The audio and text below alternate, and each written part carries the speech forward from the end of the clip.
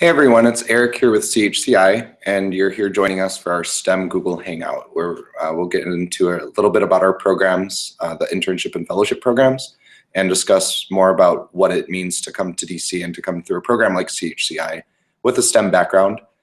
During the presentation, you can stay interacted with us through our social media on the bottom left, and you can also shoot any questions our way through programs@chci.org. So we'll get right into it. Tonight, we'll focus on the introduction to CHCI and more about our programs. We'll talk also about the application process to both the internship and fellowship.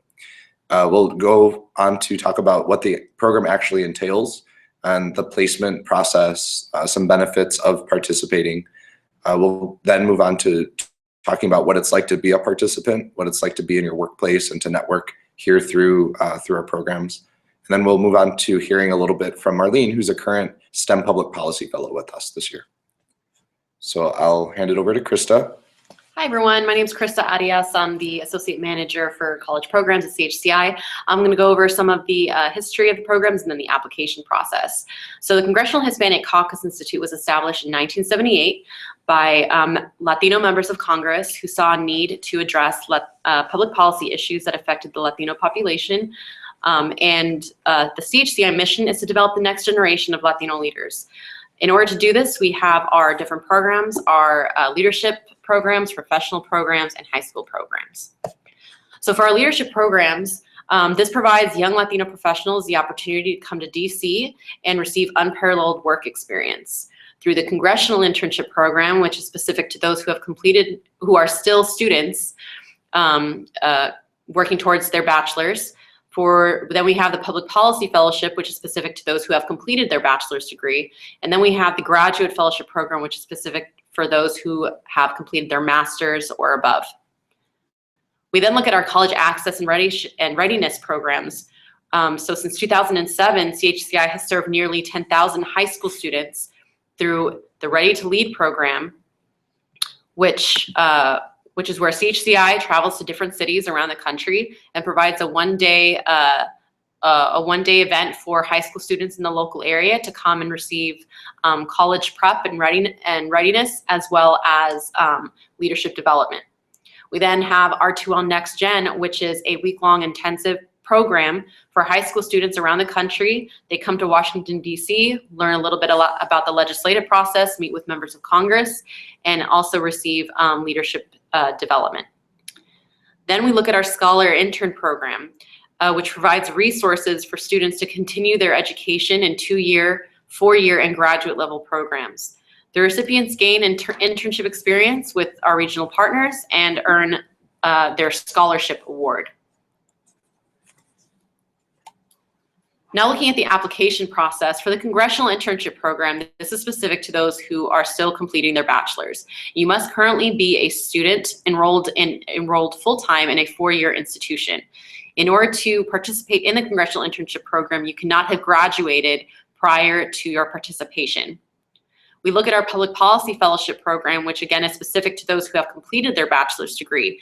And those students must be within 2 years of the program start date. So you cannot have graduated prior to May 2014. For our Graduate Fellowship Program, which again is for students who have completed their master's or higher, they must be within 3 years of the program start date. So they cannot have graduated prior to May 2013. If we look at the academic interests, all academic disciplines are welcome to apply to the CHCI programs. For the Graduate Fellowship Program, there are 7 different areas with 7 different applications. We have our law application, which is specific to those who have completed their JD. We then have housing, higher education, STEM, secondary education, energy, and health. You can apply to more than one of these applications, and you do not need a master's in a specific area in order to apply. You do not need a specific master's in higher education or secondary education in order to apply. We look at your application as a whole, your experience, and your interests. In terms of citizenship, applicants must be lawfully authorized to work full-time without restriction for any U.S. employer. Regardless of the status, you must be able to provide proof of residency and employability. We also accept DACA students. Something to note is that relatives of CHCI Board of Directors or Advisory Council members are prohibited from participating in any of the CHCI charitable programs. Again, if you do have any questions, please email programs@chci.org. Now I'm going to hand it over to Eric. He's going to go talk about the program and the placement process. Thank you, Krista. And so we mentioned your work or your placement in the program. Your work week is Monday through Thursday, and so on Fridays, this is our time reserved for you to participate in our educational and leadership trainings. So along the lines of our curriculum, our intent is to focus on enhancing your knowledge, skills, and attitude around public policy, service, and culture. And so a lot of the programming that we do, we bring a lot of speakers to talk about their own career trajectories, to talk about the way that led them to their path of public policy, of whatever their career might be. We facilitate trainings through different consulting partners and different volunteers on public speaking, on actual facilitation, and then resources on research and the legislative process. So in your time in DC, you can expect to work with your office to execute different tasks of research and things like that. So we provide that training as a resource for you to get a leg up. Specific to the graduate fellowship, a requirement of the program is that you produce a policy paper and facilitate a panel at the end of the year. So over the 9 months, we work with the consulting team and you to put that paper together, hone down what your actual topic will be and what your facilitation participants will look like for the Capitol Hill briefing. Another perk of the graduate fellowship through this part of the program is your paper is then moved to the Harvard Journal of Hispanic Policy for consideration in their annual edition of their public policy journal. So through CHCI, you have the chance to be published with Harvard's Journal of Hispanic Policy, and you can click that link right there to see if they or to see what volumes they have published in the past. And just recently, we have 2 papers from last year that are up there. Along the lines of your placement, your Monday through Thursday work week is not really determined by CHCI in terms of the work. Along the lines of preparing, we do work with you closely to align your interests with a particular office. And so for the internship, that might be more based on where you're from, and you're placed in the offices based on your background alongside where you're from. With the fellowship, we give you the chance to work both off the Hill and on the Hill, although you're required to be on the Hill for at least half of the program.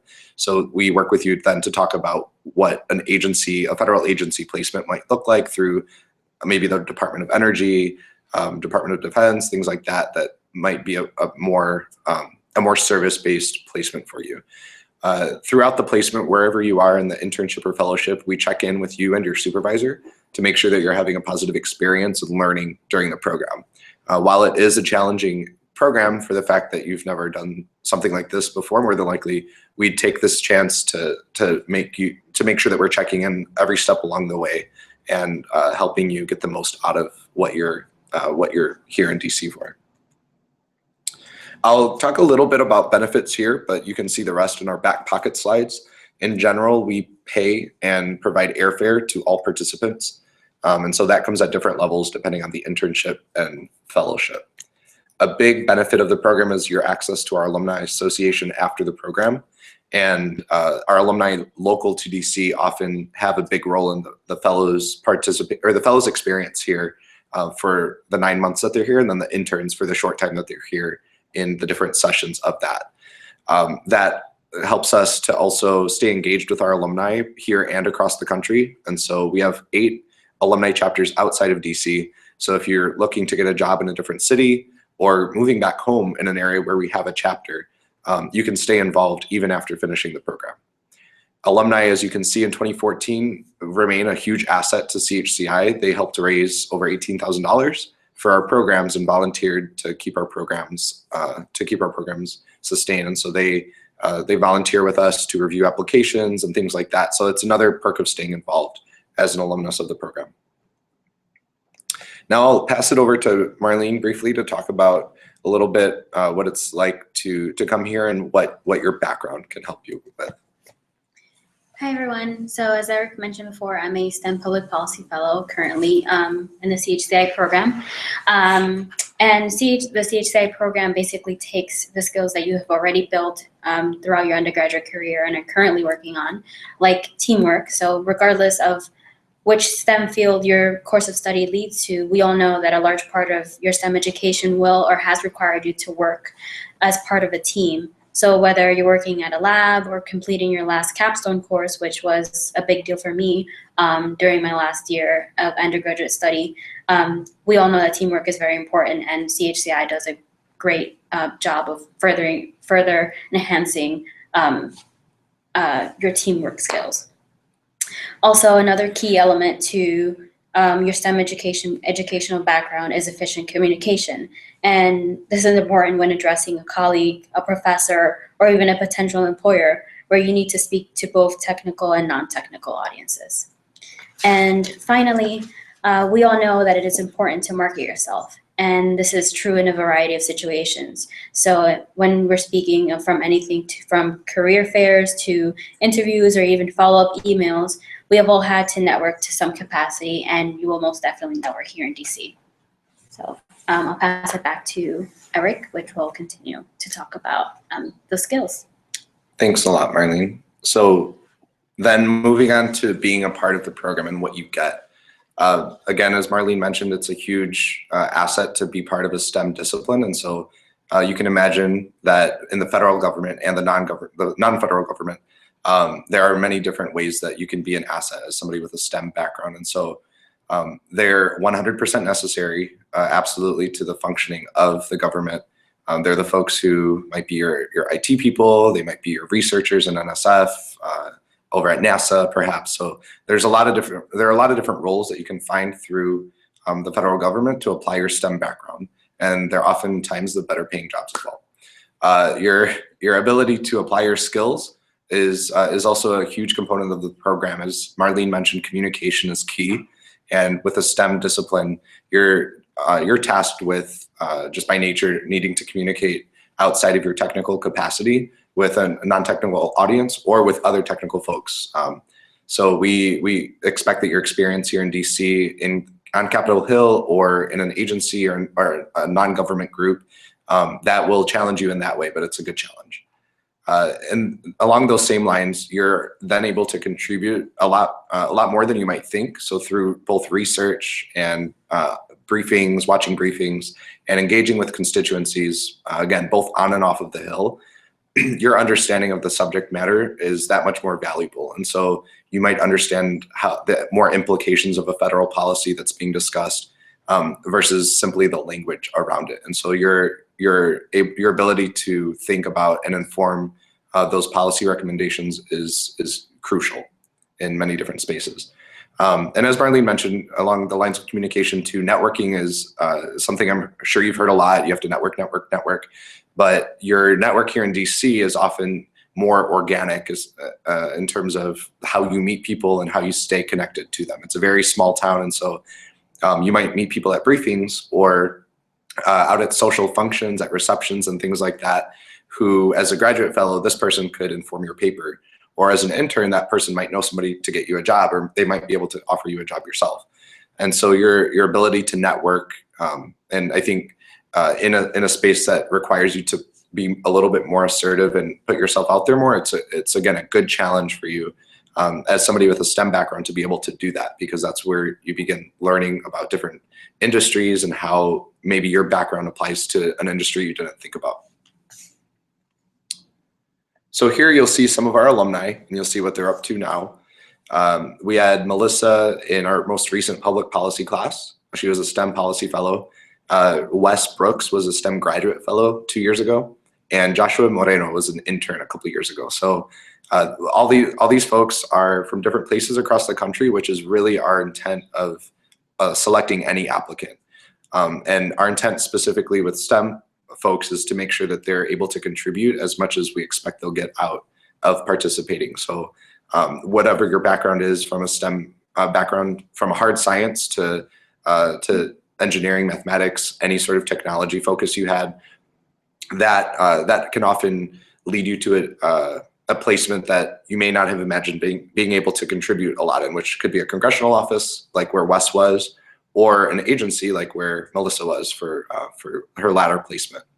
And so you'll see on the bottom too, as I mentioned before, all of the graduate fellow papers are forwarded to the Harvard Journal of Hispanic Policy. And Wes's paper was actually published in the 2015 edition of the journal. So the papers are forwarded after you complete the program. And you can see Wes's paper at the link if you go ahead and click.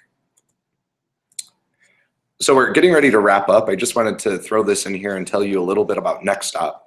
Our programs can't reach everybody, unfortunately, and we provide this Next Stop resource as a chance for you to find what other scholarships, internships, or fellowships are out there.